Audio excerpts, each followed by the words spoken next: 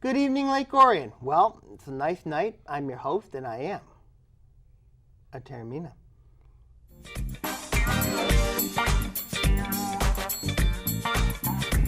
Let's see.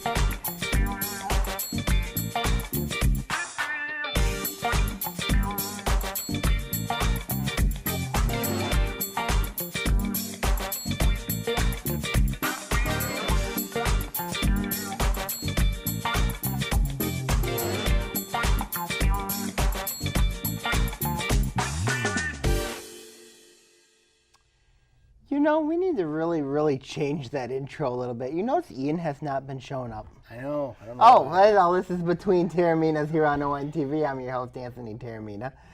We were just talking about maybe, who knows, we might have to change the intro. Who knows? Sammy, how are you? Hanging in there. For those of you guys wondering where Ian Weatherspoon is this week, as a lot of you viewers know, Ian lives in Royal Oak, and he was not able to make the drive up north to Lake Orion. It's about a 35-minute drive. So Ian's not here this week. So it is what it is.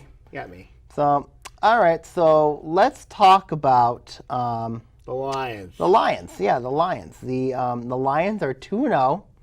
They beat the Giants. 2011. Mm-hmm. Goodness gracious. I mean, where do I start with this team?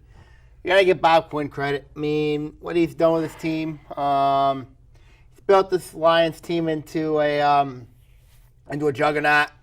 The way they're playing, the way they are, they're playing good football. Of course, it's kind of odd because last week against the Giants, in which the Lions had more rushing yards than passing yards, which is very unusual. And the Lions did not need to come back against the Giants to win this game. So it was. Who would have thought the Lions had who would be leading in rushing? Well, Amir Abdullah, clearly, I know him being back healthy and not fumbling the ball is going to help a lot to that. But when you look at the Lions, who they played the last 2 weeks, they're playing quarterbacks that are past their prime. I know Joe Johnson really doesn't want to hear this, but Eli Manning's way above his prime. He's washed up. Carson Palmer, of course, he's also washed up as well. But they're still proven programs. Right. They're still proven programs. Of course, Arizona, they're getting older. I mean, it kind of hurt me when I lost David Johnson in my fantasy team. But it also hurt that, with the Giants, who would ever thought that the Lions defense would come out and play like the way they did? The Lions defense was sensational. I mean, how many sacks did they get? I think they sacked them 3 times. Ziggy Ansah had 3 sacks. Mm-hmm. I thought the Lions defense outshined the offense. I mean, who'd ever thought we'd be talking about the Lions defense? Well, the Lions have had we got to give Bob Quinn credit. Oh, yeah, especially you have to. For who he's drafted, especially at linebacker in the secondary. Mm-hmm. Of course, keeping Halil Nada. Basically, that's a big move. He's healthy, too. And he's healthy, too. Basically, this Lions team is healthy when you look at this team, especially in the defensive side of the football. I mean, when you look at the offensive side of the football, I really like the additions of Lang and Wagner on that right side. I know Tomlinson, he had a couple really bad penalties during the game with New York, but I think they're treading water until Eric Decker gets back, of course, and I think Decker will be back at some point, possibly middle of the season. So right now, the Lions, the way that they're playing right now, they're 2-0 right now, heading in the right direction. So, would you consider the Lions as a contender, or are you still saying Green Bay is the yardstick? Green Bay is the yardstick because of Aaron Rodgers. Because now, yes, the Lions do have to play Green Bay, and I think the first time they play them I think it's at Lambeau first. And you really look at Green Bay. They lost to Atlanta last week, and that's who the Lions play this week. As basically, Green Bay has had the Lions' number. I mean, they have a good defense. They beat them in Lambeau a few years ago. Yeah, they beat them in Lambeau a few years ago. But when you look at this team, Green Bay beat them twice last year. Right. Of course, so, for the Lions, it's beating Green Bay. If you beat Green Bay, you're probably going to be Kings of the North. You have to beat Green Bay twice. You have to beat Minnesota twice. You have to beat Chicago. I don't think they're going to have a problem beating Minnesota or Chicago twice. You don't think so? No. You think the Lions are just better? Chicago's terrible. Minnesota's pretty young. I really do like Sam Bradford He didn't play last week, and Pittsburgh basically just tore him to shreds. When you look at the division, I think the North this year is pretty weak besides the Lions and the Packers. You think the Lions and the Packers are both getting in the playoffs? Right now, the way they play? The way that they're playing, of course, but we're going to find out what the Lions are really made of this week. They play Atlanta. Mm-hmm. As you know, Atlanta obviously went to the Super Bowl last year, and they have a very good quarterback in Matt Ryan, Julio Jones, Hamid Sanu, Devontae Freeman running the ball. I mean, it's going to be a tough challenge for the Lions defense, and Atlanta's got a solid defense as well. So, it's going to be a challenge for the Lions taking on the Falcons. So when you look at this matchup, it's going to be a tall order for the Lions. But I mean, the game's at Ford Field, and the Lions have usually been a better home team than Atlanta also plays in a dome, Ant. Yeah, so basically, this is nothing different for the Falcons. You know what I mean? So basically, when you look at this matchup, it's whose line's going to be better up front. Is it the Lions line that's going to protect Matt Stafford, or is it going to be the Falcons line that protects Matt Ryan? That's going to be the difference in this game. At the end of the day, I think I'm going to take Atlanta in this one to knock out the Lions because of the difference makers going to be Hamid Sanu, because they're going to pay a lot of attention to Julio Jones. Hamid Sanu is going to come from behind and get a big game. Expect a big game from Hamid Sanu. Well, my question is, we talked about this last time, who was the yardstick in the NFC, and I said Dallas. Do you still think Dallas is the yardstick of the NFC? No, it's Atlanta now, because you look at that Denver game did a lot? That Denver game really did a lot, because when you look at that matchup, Denver just tortured Dallas's defense, and you really look at, and of course you look at, they're criticizing Ezekiel Elliott for his effort has been the last week, especially against Denver. But I think personally the yardstick, because Atlanta's the NFC champion, they're the yardstick, not Dallas. Yeah, Dallas was the number 1 seed last year, but when you look at the Falcons, they have the defense. They have a very good offense. They have Matt Ryan's their quarterback. But when you look at and of course, let's not forget. Atlanta beat Green Bay last year. Green Bay went and beat Dallas last year in the playoffs. So when you look at being the team that was the yardstick, it is obvious. It is not Dallas anymore. It's Atlanta now. But last show we talked. It was Dallas. We thought it was. Yeah, I said last show it was going to be Dallas. But but when you look at the last 2 weeks, who's been performing well, it's been Atlanta. Dallas really took a step back last week against Denver. But Denver's pretty good. Yeah, Denver has a pretty good defense. Their offense isn't bad either. They're a good defense, good offense, but I kind of thought Dallas took a step back a little bit last week against Denver. So, they got some things they got to fix there in Dallas. So going back to the Lions. So any chance the Lions catch Green Bay? No? No. Why? Because Aaron Rodgers is a difference maker. He makes players better around him. So does Matt Stafford. I really love the development of Ty Montgomery for Green Bay. You got Jordy Nelson, Randall Cobb, right, Devontae Adams. Vets. They got proven vets that can go and get it done. Their defense is going to be okay, led by Clay Matthews, A.J. Hawk. And then you have a defense, of course, secondary led by Clinton Dix. So basically, if I had to pick a team right now, Green Bay, I think, is the class of the North. Then it is the Lions. And I know Chris Bell doesn't want to hear it, but then again, Chris Bell's our athletic director. Then again, he's going to hear this right now. Guaranteed, Green Bay winning the NFC North. You really think that's going to happen? Yes. We'll have to find out about that. Mm-hmm. What's your take about the rest of the NFL? Clearly the best. New England's back. But they don't have a proven receiver yet. If you have Danny Amendola in your league, go get him. Basically, New England doesn't have any receivers right now. Besides... That's disturbing, especially you have arguably the best quarterback. You have Brady, and then, of course, you have Chris Hogan, and you have Gronk. So, basically, we don't know if Gronk's going to play or not this week. So, right. And then I'd say New England, top team right now. But then I'm going to go from an odd side here. I'm going to say Denver is probably the number 4 team. Oakland, I think, is a better team. I like that AFC West a lot. I like Oakland, Kansas City, and Denver. Those 3 teams are very solid teams. Mm-hmm. The AFC South's pretty much it's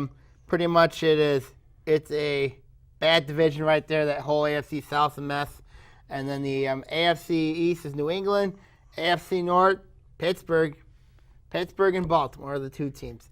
Cincinnati's really disappointed me. Cleveland, they're a team on the rise. Do you think Ian's out in Cleveland? Yes. Okay. And so any final thoughts? Yep. And the NFC, of course, as mentioned, AFC and NFC South, Dallas still there to beat. In the NFC East, Dallas is still there.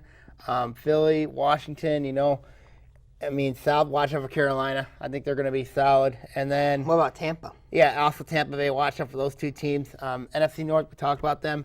NFC West, it's all Seattle. All right. We will be right back between Taorminas on ONTV.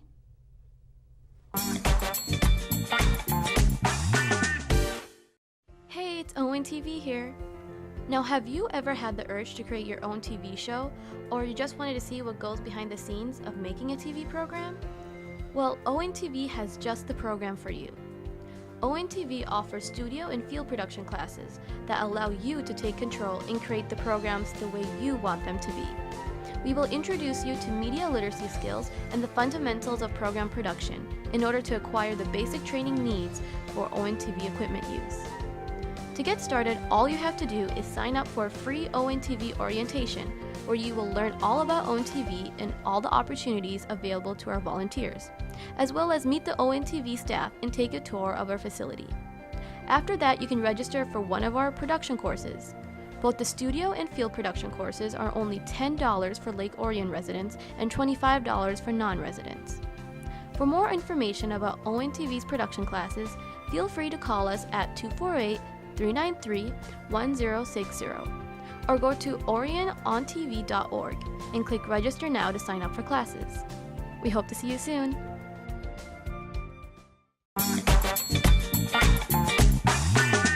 Welcome back to Between Taorminas here on ONTV. Sammy, how you doing? Hanging in there. So we got hockey season coming up. Yes. 2 weeks till opening night. Makes me real excited. You excited for the Stars? Oh, yeah. The additions, and they won their first preseason game, 5-3 over St. Louis. It's just preseason. Hey, preseason matters. And we know people like Bob Bridges knows that because we know that Bob Bridges needs psychological care. What? He Why? Does. Because he needs to know his place in hockey. And I'm telling him right now, and we'll go over college football, but he's in so much trouble this week because, one, Michigan State's going to win. Michigan's going to lose to Purdue, and then of course Notre Dame, and then of course the his beloved Detroit Red Wings lost 4-2 to Boston the other night during preseason. So My Avalanche lost to the Las Vegas Golden Knights. That's embarrassing. That's embarrassing. You losing the Golden Knights, it's embarrassing. You look at the Dallas Stars. This is a team that has the 3rd best odds to win Stanley Cup. They spent a lot of money. They have Jamie Benn. Whoever did the betting odds is horrible. It's horrible. No, whoever did the Vegas odds is a great person. So I'm telling you, the Stars have a Stanley Cup in their future because they have the goaltending in Ben Bishop, Mark Mathot defense. It's going to take some time to develop chemistry, but then you look at Jamie Benn, you look at Tyler Seguin, then you got Alexander Radulov, and then of course you have Martin Hansel playing your checking line, and then you have Jason Spezza, your second line. That's good. That's a good deeds here for this team because I think Dallas right now can compete with Nashville for that division title. I think Chicago is starting to become like the Pistons of 2007, where they're going on a downward swing. And you look at, of course, you look at St. Louis. St. Louis, we know about them, and then of course Colorado. I think's gotta do the rebuild. I think you gotta trade Duchesne, to get some more defensemen in that system because when you look at the mess out in Colorado. When you look at the Central Division, you look at that division, I think it's going to be Dallas and Nashville battling it out for the Central Division. And then, of course, let's look at that Atlantic Division. That's where Detroit's in. I think Detroit's in the cellar this year. Because you look at the teams up top. You look at New York. You look at Boston, who's I think going to be solid this year. You look at a team like Montreal. Montreal, I really like the moves they made, especially bringing in Jonathan Drouin from Tampa Bay. Tampa's still going to be up there. Florida is a team to watch. I mean, Yager. I don't think Yager's there anymore, but Detroit, I think they're a bottom seller right now. They're in the cellar this year. I think it's gonna be a long year for. Do you think that arena's going to help them? The arena will help them Do you think somewhat. it'll attract players to come to Detroit? Yeah, but you got to look at the team itself. I mean, look at Detroit. Detroit's not. I mean, their draft system is not the greatest. I would think, when you look at Detroit with their talent pool, I think Chris Illich is a terrible owner. But when you look at and I think Jeff Blash should get fired at the end of the year. So when you look at Detroit, I think that they're a team, I think they're in the cellar because I don't think they've upgraded their defense. I don't think they have addressed their scoring. Basically, Detroit is pretty much the same hockey team they were last year.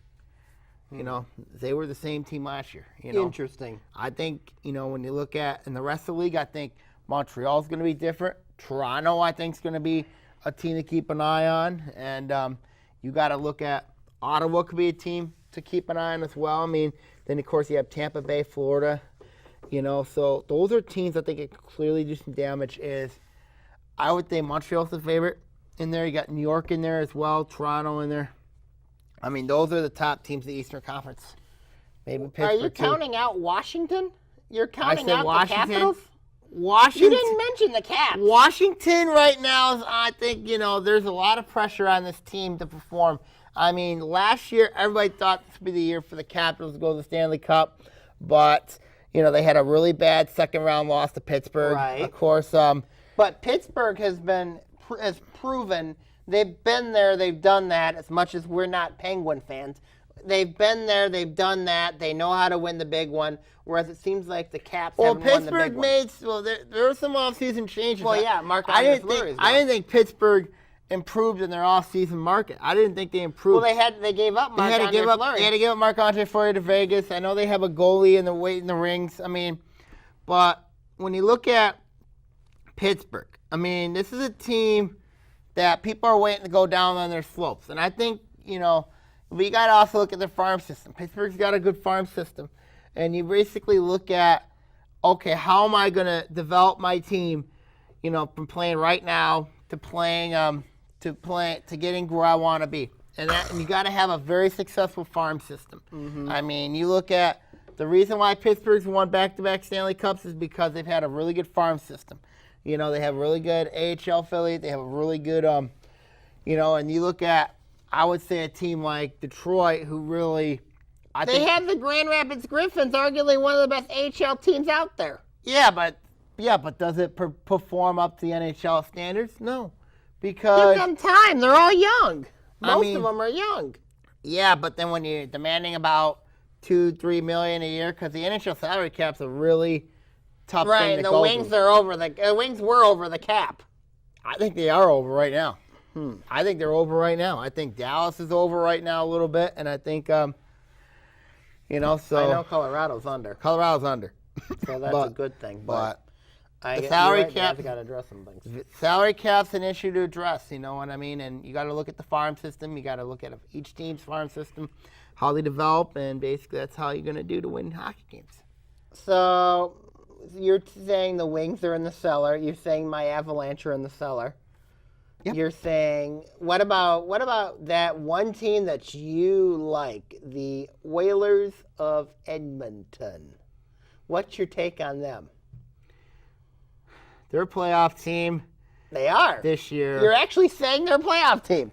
Yes, I like what they've done over there, but they ain't gonna beat Dallas. They ain't gonna beat But you look at that Pacific Division, basically.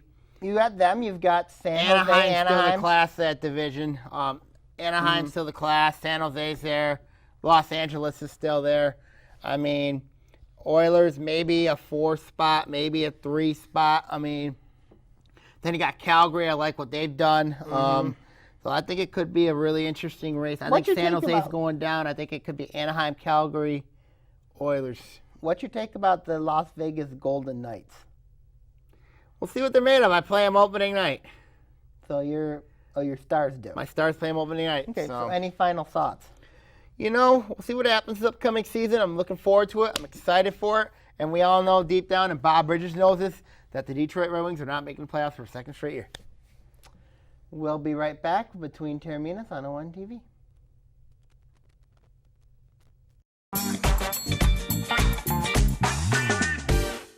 Hello, Lake Orion. It's Anthony Taormina, co-host of Between Taorminas. I want to let you know of a new show called History Now.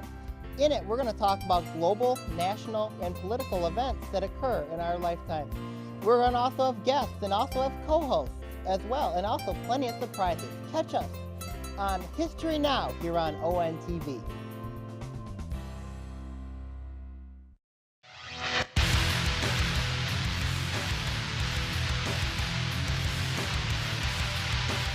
Hello, Oakland County. This is Sammy Taormina talking OA Now. In it, we'll talk various stories from ranging from the state to Oakland County teams affecting the OAA. Catch us here on OA Now.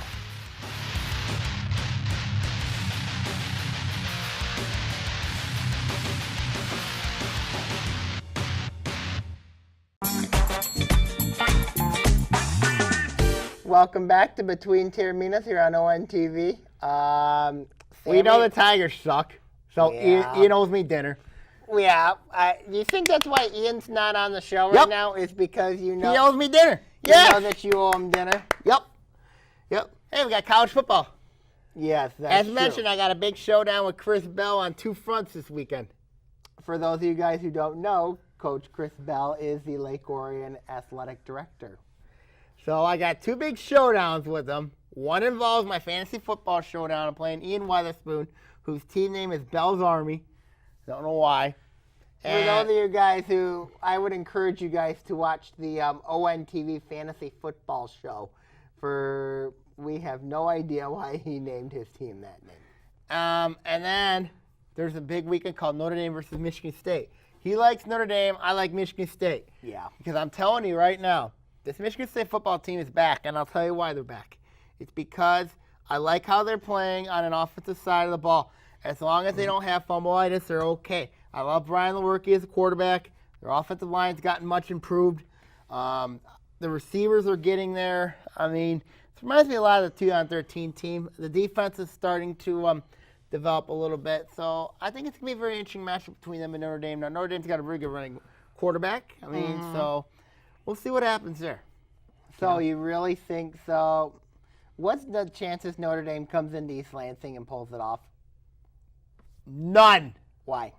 Because, Notre Dame, let's not forget last year's game in South Bend. Of course, Michigan State dominated Notre Dame for about three quarters, and then it became a game late. But Michigan State has a running attack, power running attack that's going to give Notre Dame problems. You look at, of course, you have L.J. Scott, Madre London, Gerald Holmes. They've been through it all. Most of that Spartan team has been through it all. They've been through the ups. They've been through the downs. Notre Dame had a really down year last year. They did. They really did. You look at Michigan State. They got to prove something. They had a horrible offseason. So did Notre Dame. No, they didn't really have a horrible offseason as Michigan State. But, right. It was so public, if this is a game to show that Michigan State football is for real, this is a game to see it on a showcase on a Saturday night on Fox. It's going to be really interesting to see what under the lights.